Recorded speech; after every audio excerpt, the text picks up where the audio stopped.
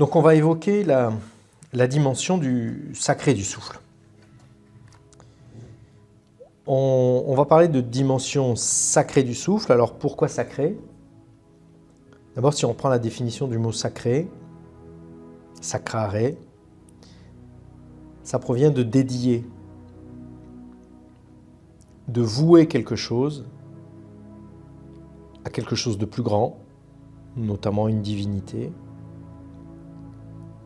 Il y a le terme et la notion de consacrer, c'est-à-dire marquer d'un caractère sacré. C'est honorer, c'est immortaliser. Quand on parle de dimension sacrée, il y a la dimension de quelque chose qui a du pouvoir, dans le sens produire une énergie, qui produit quelque chose. Il y a également une notion d'authenticité, un acte plein, un moment unique, existentiel et un moment immortalisé. La notion de sacré, c'est faire de chaque action quotidienne un acte unique. Une occasion de retrouver la connexion avec un élément du divin. Je fais une balade à l'extérieur, dans la nature, je vais me relier à une dimension de quelque chose qui me dépasse. Je vais essayer de dépasser la juste notion de quelque chose d'ordinaire pour essayer de capter quelque chose qui est plus grand que moi, en fait, qui me dépasse.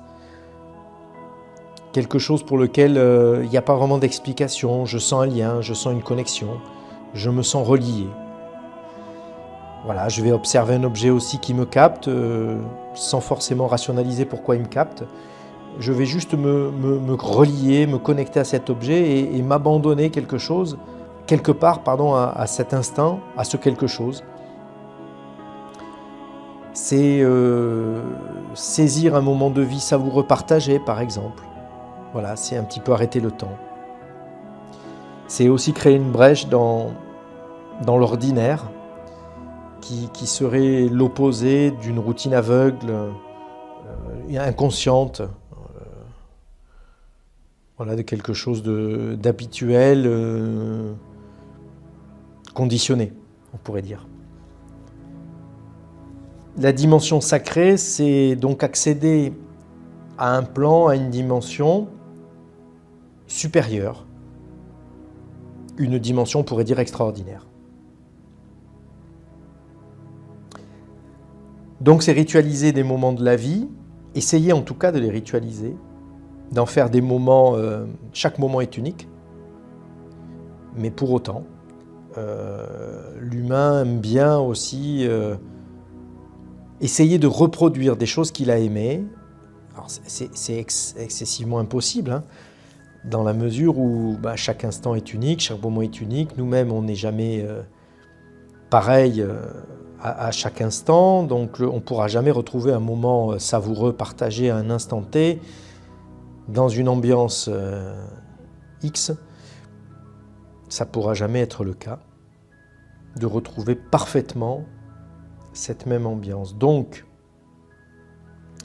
c'est faire donc de chaque moment de vie un instant unique, c'est ritualiser ces moments de vie. Ritualiser, si on devait un petit peu dérouler, ça serait alors peut-être préparer, célébrer, pour faire en sorte que ça soit ce moment unique. Et puis c'est aussi se relier soi-même dans les sensations internes un peu plus subtiles, notamment celle de sa respiration. C'est aussi noter la chance d'y être dans ce moment-là. C'est aussi le matin percevoir la chance d'être en vie, d'apprécier, de savourer cet instant unique, de se relier au souffle. Le matin, parce que le matin c'est un éveil, c'est un réveil. On est parti dans le sommeil profond. Inconsciemment, on ne sait peut-être pas si on va se réveiller. Et donc le matin, c'est comme une célébration de pouvoir s'éveiller, se réveiller à la nouvelle journée qui commence. Et donc savourer, sur ces quelques instants, le moment d'être en vie.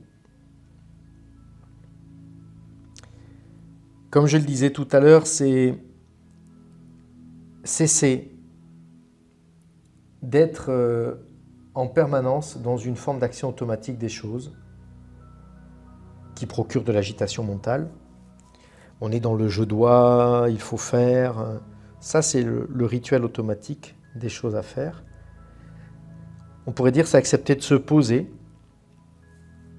d'être et de rester dans le non-faire, comme un acte volontaire et choisi, celui du silence de l'instant. Être dans la fugacité d'un bon moment qui passe, dans la vibration, dans la saveur et dans le lien de l'instant.